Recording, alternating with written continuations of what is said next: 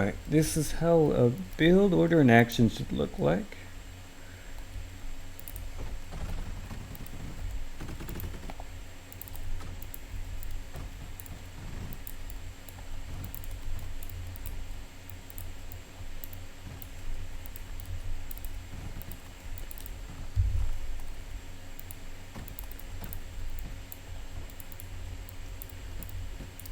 So, silicon first, and then titanium. Try to get thorium.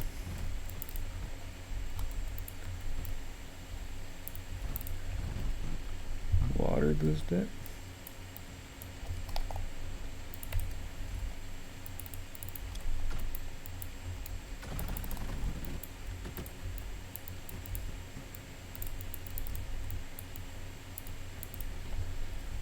And then try to get graph at this point of time. And luckily we have oil.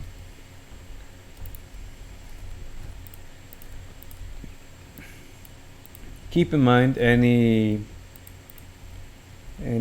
what do you call them, turrets that you have, probably may not even use them.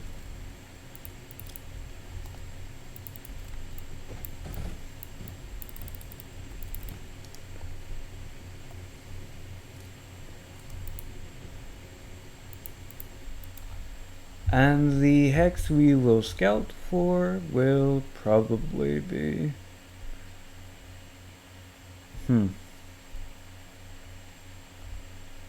they both don't even look that good, but this one's better because it has water. It's already right by the coal. There's tight.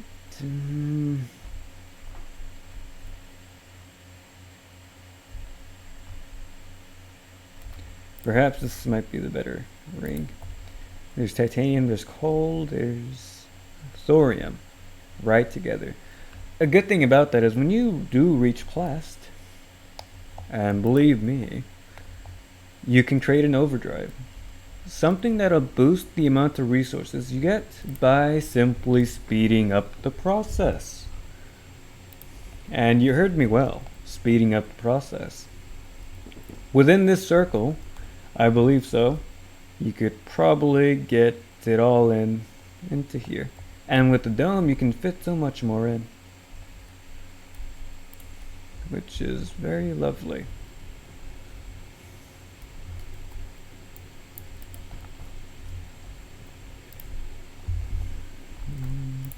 And then since we already have some thorium, we can turn this into a 6x.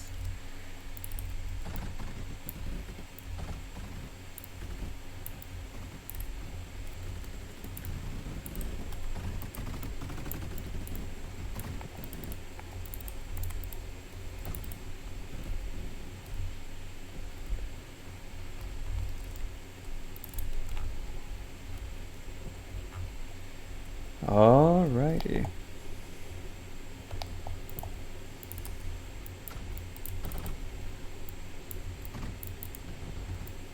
By the way, you are probably asking, why am I doing this off core instead of through right about here?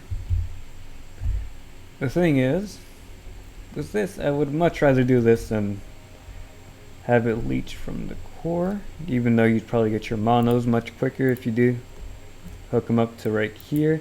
Take these out, put 2 tiles of these, and probably fit them in like that.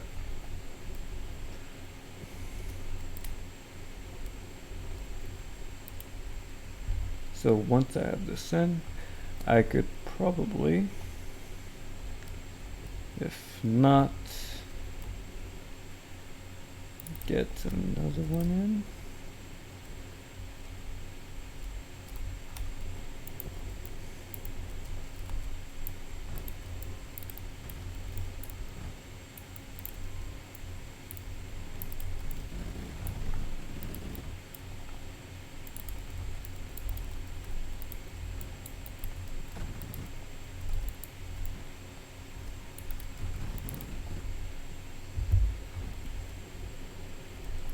Won't have the power for this in a bit, but That's why you make a graph, so that way you could probably get this in, make the water X, the extractor, because that will also cost you graph.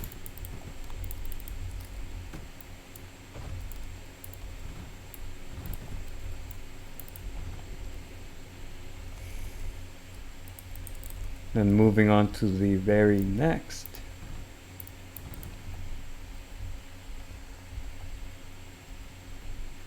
Currently this won't turn on until lead gets into here, and then titanium hits this very cryo mixer. What fuels the diff, by the way, is mainly the pyrite this produces, and resources provided. You need sand, coal, and lead going together in unison. Going into here, and the diff gen needs mainly two things. One, pyrite, the other would be cryo, a form of liquid only made by getting water as well as feeding titanium into this cryo fluid mixer.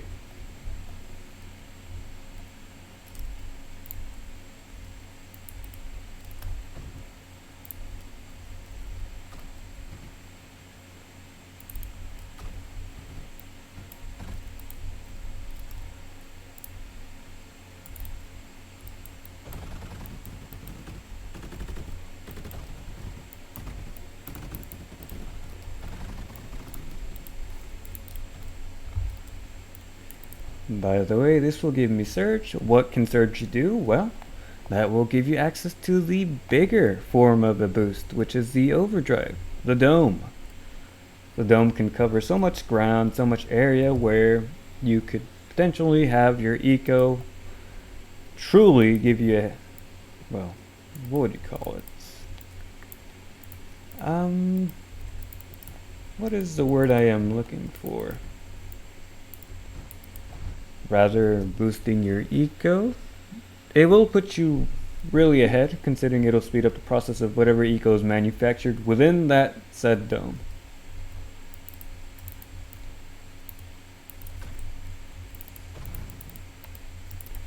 And keep in mind, to feed a dome you will need silicone and, well, phase. Phase and silicone. Quite lovely.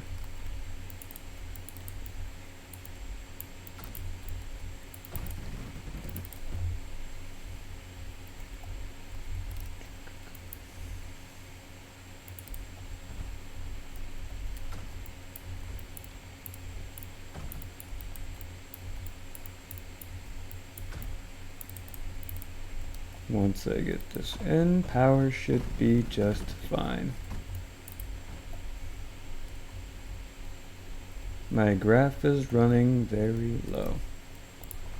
That's fine, simply put, make more graph. And the bad thing about, well, any rings without water, it'll cost you so much more graph considering you are constantly making water extractors. 30 per graph. Each will cost you 30 graph, 30 graph, 30 metaglass, 30 of the base resources, copper and lead.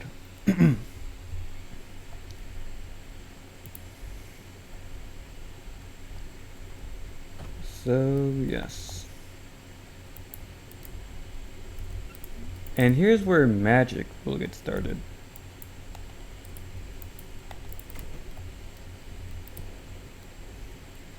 I forgot to feed the phase sand. Yes. Phase will need sand and thorium in order to make phase. The very two inputs that it needs. So my thorium is already hitting here and going to here just in case. The sand will just be over here, coming through the conveyors and feeding into this. And there we go. There we have it. Our resources are much more boosted. See the numbers flying up a bit. And it's turned off again. By the way, when you make a dome, doming your eco. Remember, the cost, the power, and the consumage of the said resource being put in that area will double. The power is twice the amount consumed. The eco can be tripled or doubled. I believe double now, considering back then it was much more stronger. And so forth. Another thing to add, your power is also doubled. So before, you would have this at, let's see now. Or, sorry about that. That's a waste, but you would have it providing 10, just 1K 80. 1,800 power units per second. And now it's 2,700 power per second. Lovely. That is what we like to see.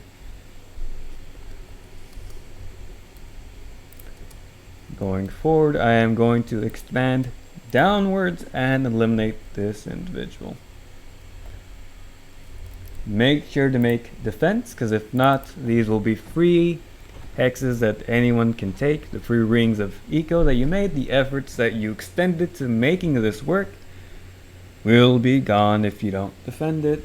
So again, add defenses, add scatters, they take down the air that could really easily flank you. Add some, well, hails, that way they can take down the ground units, your daggers, any form of unit that crawls, walks, or does whatever down here. In any case, you will use hail.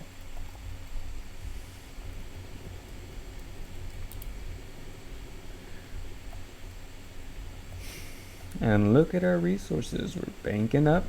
That's going up. And the same can be done over here. But then again, there's not much of a deal breaker if you do put it here, considering there isn't much eco to begin with over here.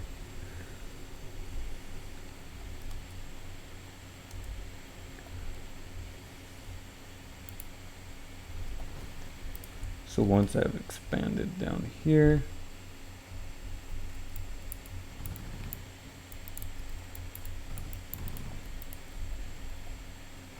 I should probably take this out and replace it with the tier 2 factory.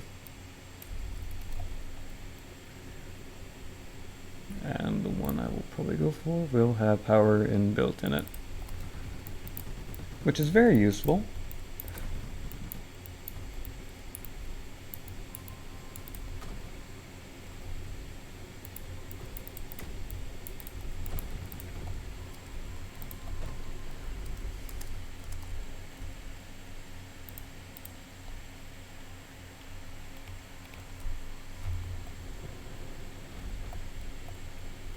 Polys, one of the very, if not cornerstones of what you should really be using from every pro. A poly basically helps you speed up whatever you make, whatever build, whatever schematic, anything. Aside from brain cells, of course. This guy's coming up, he's gonna scout, he's probably gonna send these guys up, yes, and here they come. The easiest way to defend him is either, hey, you can have or do this, and he's avoiding them. Very lovely. Or B, you could really just do this. Well, he has a bunch of them.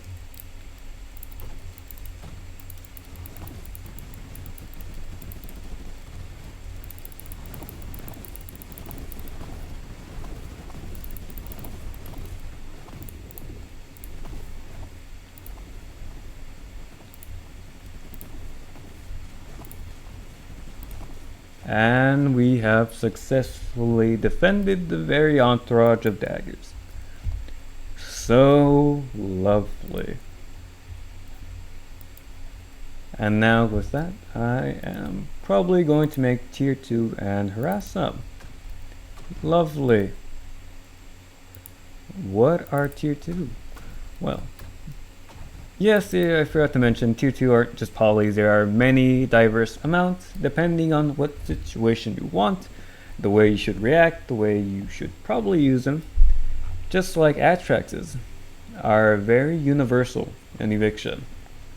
The top pick for any eviction player, Atraxes. Why? Their movement. They're not restricted just from buildings. They can move over them.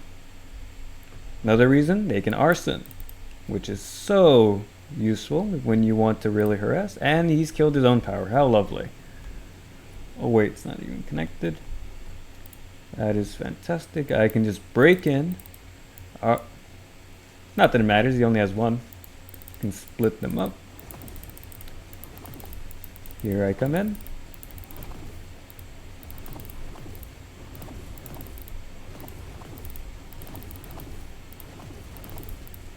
And I go in and probably arson him if I can. And if that doesn't succeed, well, I will just bank up an amount of tier 2 and really go in for the kill. In fact, you know what? Not even tier 2. A better use of a unit would probably be flares. That way I can get these in the back of over here. So instead, I will walk him towards the back. Get his power. Well, he's too focused on this, which is... never mind. So, yep, he's probably going to defend his power, which is really great. You should always do that, considering power is very vital.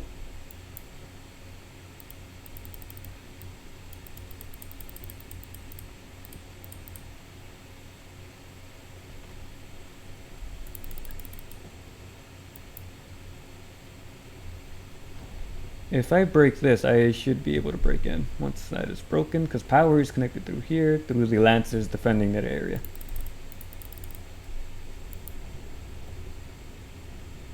And it looks like he left. Lovely. So once I take this, I can break in and have my way with his core. And the arson begins. I could also disconnect and get in because his eco is using power. Here it is. I break in, have my way, have my fun, and end the rest of these people and win. It is that simple. But yes, it gets more advanced once you reach a certain level.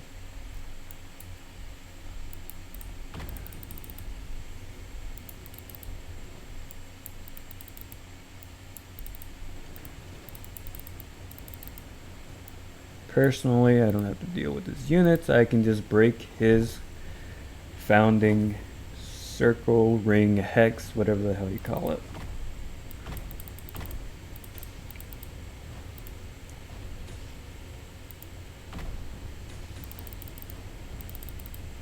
So keep in mind, if you want to go against someone, often aim for what are... sorry, caveman talk. Often aim for what is very vital. Their power, their monos, any weakness that provides, or an example, if they have a lot of surge smelters really consuming their base resources, which is copper, lead, silicone, and titanium. Break their power, and the surge should consume the rest of what is saved within that power. Or break their titanium drills, kill their units that provide titanium and all that. And their power and their buildings should eventually die, considering, well, to make power it consumes also titanium, as well as coal, sand, whatever the case may be. Basically just leave any building that consumes way more than you think, or a lot more, alive, and just break the providing foundations of what makes your eco alive. Just that simple. should come down and end this guy's life.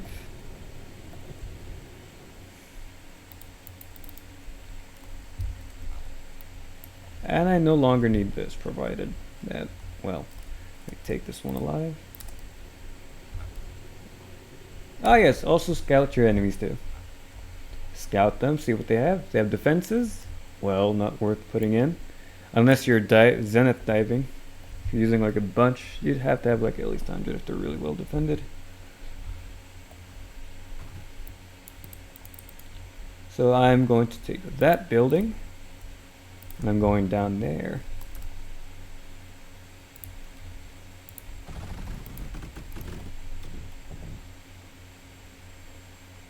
Seems that I've run out of resources. Probably won't need really much of any of these Atraxes. Because, well, he doesn't have anything defending, really. And I could pull back and not lose too many.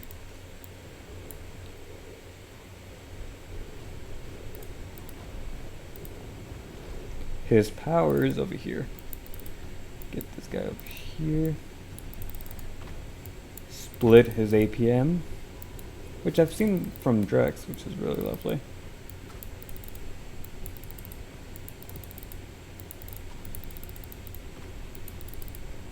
Cause a bunch of arson, which is mainly anything that takes coal or any flammable resource, especially these coal fabricators being fed oil.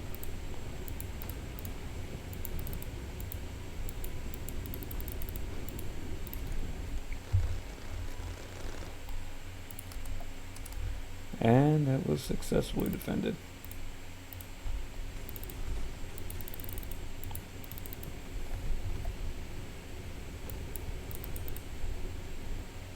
I should probably take that back over there.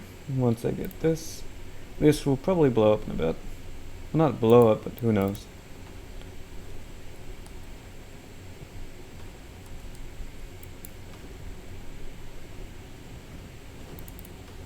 Arson. Just lovely. Who doesn't love themselves a good amount of arson in a game like this? Fire that burns, just like passion in Evict. Passion that grows, burns, spread, and hopefully the rest of you take my passion for Evict. My love, my passion, especially for arson. Just like this, I hopefully I light a fire in your heart to play this game. And yes, that should be right about the end of it. So, yes, let the fire of Evict really rejoice in your hearts.